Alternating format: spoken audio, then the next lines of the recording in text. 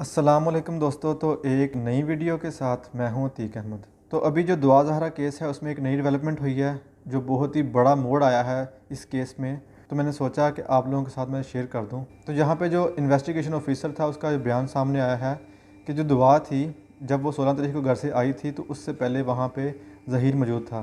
तो इसके बाद ये बात यहाँ पर साबित हो रही है कि उसको ले कर ज़हीर ही वहाँ से आया है। तो इससे पहले भी मैं अपनी एक वीडियो के अंदर इस चीज़ का बता चुका था कि मुझे लगता नहीं है कि जो दुआ ज़हरा है वो अकेली आई है। अब ये नहीं पता उसको लेके कौन आया है, लेकिन वो अकेली नहीं आई। तो अब ये चीज़ साबित हो चुकी है कि ज़हीर उससे पहले वहाँ पे था।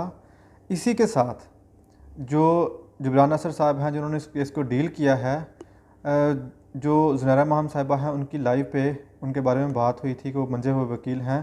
तो जो साहिब वकील थे वहाँ पे मौजूद थे, उन्होंने उनके बारे में मजाक के सेंस में कहा कि नहीं वो तो बस फेमस होने के लिए वहाँ पे आते हैं, जो कोई केस बड़ा होता है ऐसे आ जाते हैं। तो यहाँ पे उन वकील साहब के लिए पैगाम है मेरा कि आप जिसकी बात कर रहे हैं ना, आप तो यहाँ पे पता नहीं बैठ के कैसी गुफ्तगू कर रहे हैं।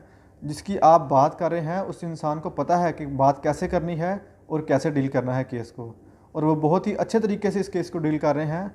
लिहाजा जो आप जुगतबाजी कर रहे होते हैं उसके अंदर ऐसे अल्फाज ना यूज़ किया करें। तो एक बहुत ही ज़बरदस्त किस्म का वकील है जिसके बारे में आप बात कर रहे थे, क्योंकि मैं उनको खुद भी जानता हूँ, वो केस को बहुत अच्छे से डील कर रहे हैं।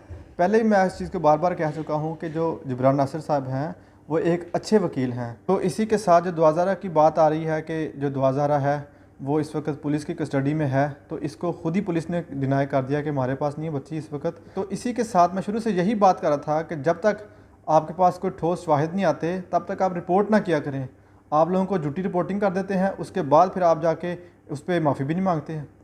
खैर, इसी के साथ अब पुलिस ये कह रही है कि हम उसको अरेस्ट करने के लिए लाहौर जाएंगे। तो मैं यही कहना चाह रहा था कि जिस तरह से अब केस को डील किया जा रहा है और साथ साथ बयान आ रहे हैं पुलिस के भी, कोर्ट के भी, इन चीज़ों को रिपोर्ट करें। अपने से ही केस पे अजम्पशन न लगाएं कि ऐसे होगा वैसे होगा, जब तक कि कोई ठोस शवाहिद आपके सामने नहीं आते।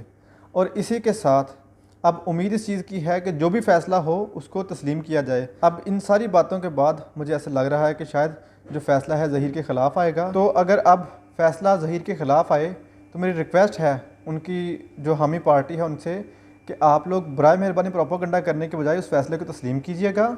और इसी के साथ जैसा कि आपने कहा था कि अगर फ़ैसला ज़हीर के ख़िलाफ़ आया तो मैं कौम से माफ़ी मांगूंगी, तो आप बड़ापन का मुजाहरा करें, फिर आगे बढ़ें उसके बाद और फिर माफ़ी मांगें अगर ये फ़ैसला इनके ख़िलाफ़ आता है। तो यहाँ तक कि मेरी अभी की वीडियो। दोबारा मुलाकात होगी आप लोगों से किसी नई वीडियो के साथ। तब तक के लिए अपना ख्याल रखिएगा। अल्लाह हाफ़िज़।